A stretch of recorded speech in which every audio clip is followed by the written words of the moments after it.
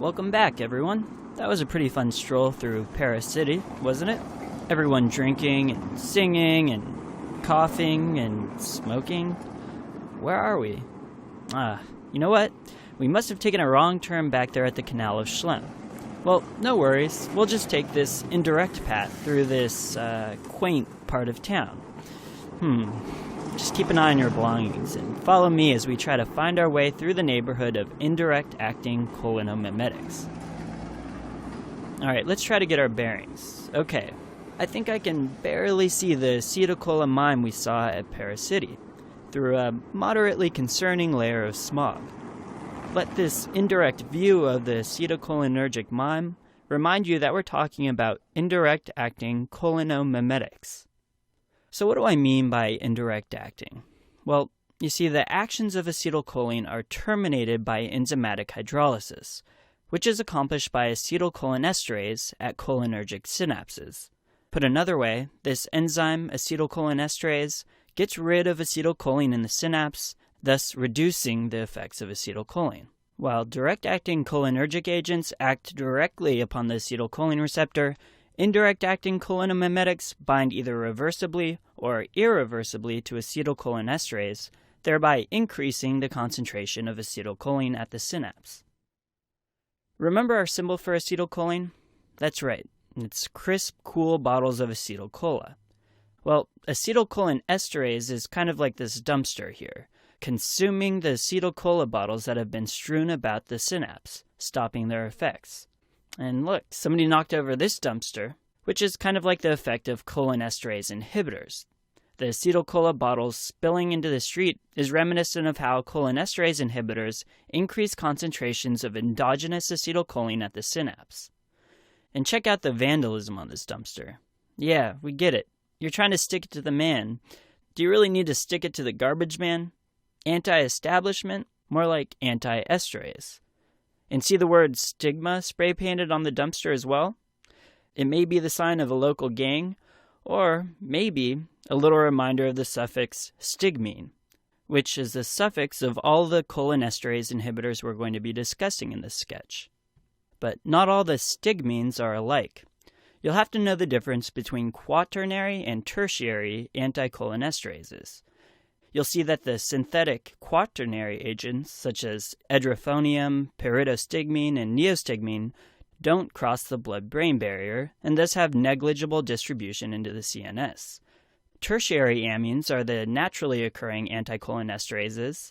An example is physostigmine, which, as we'll soon see, has clinically significant CNS penetration.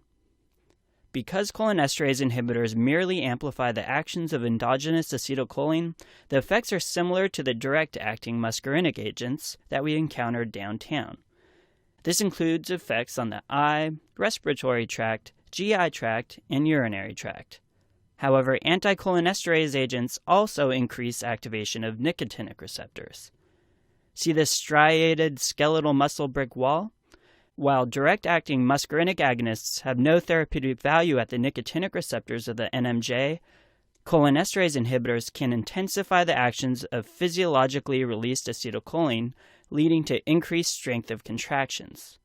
So let's sketch in the electrical end plate, our recurring symbol for the motor end plate, in order to highlight the important clinical application of cholinesterase inhibitors at the neuromuscular junction. On your exams, the most important clinical use of cholinesterase inhibitors will be for the treatment of myasthenia gravis. Looks like the Gravis gang is at it again. They're not a particularly violent gang, more of a mild public nuisance, sneaking around town, tagging the electrical end plates of local businesses. Their insignia, of course, is a grave, which, when combined with a motor end plate, is our recurring symbol for myasthenia gravis. So myasthenia gravis is an autoimmune disease in which antibodies are produced against the nicotinic acetylcholine receptors at skeletal muscle NMJs, thereby inhibiting their function. Those antibodies that bind the NMJ receptors are kind of like this graffiti covering the receptors of these electrical end plates. On the exam, the patient will present with classic symptoms of skeletal muscle weakness, including ptosis, diplopia, difficulty swallowing, or proximal limb weakness. Also, the symptoms will be described as progressive or getting worse with use. Well, that's where the stigmines come in. Remember that stigma graffiti on the overturned dumpster, sending acetyl-CoA bottles into the street? Cholinesterase inhibitors, such as pyridostigmine and neostigmine, are crucial for getting more acetylcholine into the synaptic cleft to outcompete those autoantibodies for acetylcholine receptors at the postsynaptic membrane. Long-term therapy of myasthenia gravis is usually accomplished with pyridostigmine. See this lady leading the community service team? Her vest reads Community Pride, to emphasize the name pyridostigmine. And just like a cholinesterase inhibitor increasing acetylcholine to wash out those pesky antibodies, she's cleaning up this gravis graffiti that's blocking those electrical end plates. Neostigmine is an alternative cholinesterase inhibitor, also used to treat myasthenia gravis, but it's not as commonly used. Neostigmine is represented by the neon sign here, also showing that with a little extra acetylcholine at the synapse, this striated muscle establishment is now open for business. Remember that these agents provide only symptomatic treatment for myasthenia gravis, while immunosuppressant agents are used to affect the levels of autoantibodies. The last cholinesterase inhibitor that can be used to reverse symptoms of myasthenia gravis is edrophonium, represented by this public phone booth, edrophonium. Notice, too, that a sign reads quarters only. This is to remind you that all the cholinesterase inhibitors covered so far, pyridostigmine, neostigmine, and edrophonium, contain a charged quaternary ammonium group that makes it hard for it to get across the blood-brain barrier into the CNS. Later, we'll cover the tertiary amine compound, physostigmine, that readily crosses the blood-brain barrier to cause CNS effects. Because edrophonium has an extremely short duration of action, it only relieves muscle weakness symptoms for 5 to 15 minutes, so it's not a useful drug for treatment. However, it is a useful drug as a diagnostic tool. You see, on an exam, a clinical scenario may involve a patient currently being treated for myasthenia gravis who presents to your office with worsening muscle weakness symptoms. Two things could be happening. She's either undertreated with her cholinesterase inhibitors, where not enough acetylcholine in the synaptic cleft is causing myasthenic crisis, or she could be overtreated, leading to too much acetylcholine at the synapse, thus overstimulating and causing refractory NMJ receptors. This is called cholinergic crisis. So which is it? Well, give her a small dose of edrophonium. If symptoms improve, that extra boost in acetylcholine worked, and the patient will benefit from increasing their cholinesterase inhibitor dosage. So just think of this edrophonium phone booth. In working order, it's correctly diagnosing myasthenia. This is dubbed the tensilon test, which is the trade name for edrophonium, and you can see the tension in this phone wire here. If symptoms don't improve or even worsen with the edrophonium, then that extra acetylcholine you just added only exacerbated their acetylcholine overload. They're in cholinergic crisis, and you need to discontinue their cholinesterase inhibitors. So this adjacent phone booth here represents cholinergic overload, as depicted by the extensive antiesterase and stigmine graffiti. The phone line's cut, so it looks like the edrophonium phone is not going to work here. So when you see these two phone booths next to each other, think of the tensilon test, which again is the marketing name for edrophonium, which can distinguish between overactivation by acetylcholine leading to paralysis by cholinergic storm, or by lack of acetylcholine, as in the case of myasthenia gravis. Aside from treating myasthenia, cholinesterase inhibitors can also reverse neuromuscular blockade. Neuromuscular blocking agents are used during anesthesia to produce muscle paralysis by interfering with the motor end plate. So there are two types. The non-depolarizing agents, such as rocuronium, vecuronium, and pancuronium, competitively inhibit the nicotinic receptors at the neuromuscular junctions, and these curare-like compounds act like curare crayons, blocking up the end plate, preventing transmission. It looks like some prepubescent punk is trying to make things difficult for our cleanup crew. Well, after surgery, it's usually desirable to reverse the pharmacologic paralysis. This can theoretically be accomplished with cholinesterases such as neostigmine. as we're portraying here with our neon sign store owner who's kicking out this curare kid. So that was one type. Remember how I said there are two types of neuromuscular blocking agents? There's only one depolarizing neuromuscular blocker you really need to know. See this other motor end plate outlet covered with graffiti spelling out the word sucks? What really sucks is that we have one of our cleanup crew members getting a depolarizing shock while trying to clean the graffiti that covers the end plate. This depicts the action of succinylcholine, an agent that causes a depolarizing neuromuscular blockade. Succinylcholine is basically an analog of acetylcholine, and it doesn't get metabolized as well, so it just sits there, overstimulating and depolarizing your NMJ, causing your muscles to remain depolarized and unresponsive to subsequent impulses. This initial overactivation or depolarization step is called the phase 1 block of a depolarizing blockade, and as our phase 1 cleanup crew member has unfortunately discovered, using cholinesterase inhibitors at this stage will only send further acetylcholine into the synapse and potentiate this depolarizing blockade. Of note, phase 2 of a depolarizing blockade is a little more complex, and cholinesterase inhibitors may actually be useful in reversing the block at this point. Okay, with all this extra acetylcholine thrown around, remember that cholinesterase inhibitors activate muscarinic receptors as well. This causes the parasympathetic effects, such as pupillary constriction and bowel and bladder activation. In fact, neostigmine can be used to treat postoperative urinary retention and bladder distension, as depicted by this bladder-evoking hose, similar to the one employed by bothanicol Beth.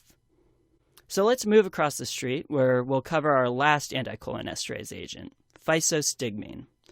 The actions of physostigmine will be depicted inside this phys ed center. It's a little run down, but it seems like a nice, safe place where kids can escape the stress of city life and, you gotta be kidding me, graffiti here too? Well, actually that's pretty impressive artwork. I'd be pretty proud if my delinquent son channeled his creativity into such expressive vandalism. So why Alice in Wonderland? Well, on your exams, remember that physostigmine can be used to treat atropine overdose. As you'll see in our next sketch, the muscarinic antagonist atropine can cause all sorts of wacky symptoms, making you as mad as a hatter, hot as a hare, blind as a bat, just like all those characters at Alice's tea party. Atropine Alice here is also accompanied by the belladonna flower, to remind you that atropine-related compounds are found in nature, such as in the Atropa belladonna flower, or deadly nightshade. This means that an exam question may involve a man previously working in the garden, moments later presenting to the ER with those classic antimuscarinic symptoms of atropine overdose. So belladonna alkaloids are also found in Jimson weed, hence the weeds here and the word Jim written over the entrance. Jimson weed poisoning is also called gardener's mydriasis and is strikingly similar to atropine overdose. The muscarinic blockade caused by atropine overdose is competitive in nature, and it can be overcome by increasing the amount of endogenous acetylcholine at the synapse. Physostigmine, therefore, reverses these effects, just like this phys ed teacher here reverses this little atropine punk's poor life decisions. Unlike other cholinesterase inhibitors, physostigmine can enter the central nervous system, as depicted by this brain on the classic public service announcement straight out of the 80s. This is your brain on drugs. This means that it can reverse the peripheral and central effects of the atropine muscarinic blockade. However, physostigmine itself can also produce dangerous CNS side effects as well, so it's pretty sparingly used. The toxic effects of cholinesterase inhibitors are similar to those of the direct-acting muscarinic agents. Think of all those parasympathetic effects from the Paracity sketch. In other words, diarrhea, urination, meiosis, bronchospasm, bradycardia, lacrimation, salivation. Patients will also be sweating because sweat glands are activated by muscarinic receptors. So the mnemonic here that you can remember is dumbbells. It's used to remember all of these moist and sticky muscarinic effects. And we've depicted some of them here with this sweaty, somewhat poopy kid struggling with these dumbbells. So the dumbbells mnemonic is written here to help you remember them. You can pause them and write them down. Notice that we've also made them too weak to lift them. And this brings up a really important point. Unlike the direct-acting muscarinic agonists, cholinesterase inhibitors also cause that nicotinic receptor activation, as depicted by his nicotine-ridden cigarette. At the NMJ, nicotinic receptors are overactivated, leading to a flaccid paralysis, similar to that of depolarizing blockade that we discussed earlier. Ugh, man, you guys smell that? No wonder that kid's about to collapse. The major cause of acute cholinergic toxicity is organophosphate poisoning. Organophosphates are cholinesterase inhibitors themselves, found in many pesticides used in agriculture and in the household. The word thiol, printed on the insecticide canister, should remind you of the thiosulfate insecticides that often pop up on exams, such as parathion, malathion, and ecothiopate. These agents can cause slowly or rapidly developing muscarinic and nicotinic symptoms, which can persist for days and even be fatal. Remember that brain poster as well, because CNS involvement usually follows rapidly, causing cognitive deficits and convulsions. The classic scenario involves a man brought into the ER by a coworker because he was unable to continue picking vegetables or some other farming or gardening activity, and your patient is bradycardic, he's tearing excessively, remember those runny symptoms, and he can't breathe. So what to do? Acute organophosphate toxicity must be recognized immediately. You see, organophosphates bind acetylcholinesterase, forming an extremely stable covalent bond. To regenerate the cholinesterase enzyme, an agent called pralidoxime is often used. Think of putting a lid on this toxic insecticide, or pralidoxime. This agent can hydrolyze that covalent bond and regenerate the cholinesterase at both muscarinic and nicotinic receptors. It's just like this guy here who's bringing out a new line of toxic waste dumpsters. It's important to note, however, that pralidoxime is ineffective in reversing the central effects of organophosphate poisoning because it can't enter the CNS. So to reverse the central muscarinic effects, atropine, a muscarinic antagonist, is administered. See atropine Alice here on the side of the dumpster? An arrow points inside that psychedelic head of hers because atropine treats the peripheral effects and CNS effects of organophosphate inhibitors. But remember, atropine only reverses muscarinic effects, so it can't reverse the paralysis. Pralidoxime, which regenerates the anticholinesterase at muscarinic and nicotinic receptors, is going to be your agent that reverses that neuromuscular blockade. But remember, you better hurry because pralidoxime is not as helpful if the organophosphate and cholinesterase completely bind and undergo a process called aging. See this old man here who's been spraying pesticide in this inner city since before you were born? He represents the aged organophosphate cholinesterase complex, practically irreversible at this point, as you can tell by the gaping, corroded hole in this cholinesterase dumpster. Okay, to wrap up this inner city tour, I wanted to briefly mention the acetylcholinesterase inhibitors used in the treatment of cognitive dysfunction in patients with Alzheimer's. See this little park across the street? Well, a few of the local residents are throwing a little gala for Alzheimer's awareness. Let the word gala remind you of the drug galantamine. Under it, reverse the stigma represents rivastigmine. And see these two old folks here, still as sharp as a tack, completing the jigsaw puzzle? Because they are done with the puzzle, it represents the drug donepezil. The picture of the brain should remind you that donepezil, rivastigmine, and galantamine are acetylcholinesterase inhibitors that can penetrate the CNS to treat cognitive dysfunction in patients with Alzheimer's, though their benefit is generally modest. Because of all this extra acetylcholine, as depicted by these crisp, cool bottles of acetyl cola they're enjoying, these elderly patients can experience some serious side effects, so be careful. Alright, time to sum up this sketch. Indirects and pathomimetics work by inhibiting acetylcholinesterase, thereby increasing concentrations of acetylcholine at the synapse. Just like that tipped-over dumpster expelling acetyl cola bottles into the street. So they amplify the actions of endogenous acetylcholine, and these effects are important at both muscarinic and nicotinic receptors. Important nicotinic receptors to keep in mind are those at the NMJ They can be inhibited by autoantibodies in myasthenia gravis. Pyridostigmine and neostigmine can reverse myasthenia symptoms, just like the reversal of the gravis graffiti at the end plate here. The edrophonium phone can diagnose myasthenia with short-term relief of symptoms. But if the phone don't work, it's likely a cholinergic crisis instead. Neostigmine and similar agents can reverse the non-depolarizing neuromuscular blockade caused by the curare-like crayons. But during phase 1 of the depolarizing blockade caused by succinylcholine, this will only make it worse. Across the street, the Phys Ed Center represents physostigmine, which can penetrate the CNS to treat all the effects of atropine overdose. Organophosphates are the most common cause of cholinergic toxicity, which manifests as the muscarinic dumbbells and the nicotinic paralysis. Pralidoxime can treat both. Atropinalis, however, can reverse the CNS symptoms. Galantamine, rivastigmine, and donepezil are cholinesterase inhibitors that can penetrate the CNS to provide moderate benefit to patients with Alzheimer's. We just finished indirect cholinomimetics. Congratulations.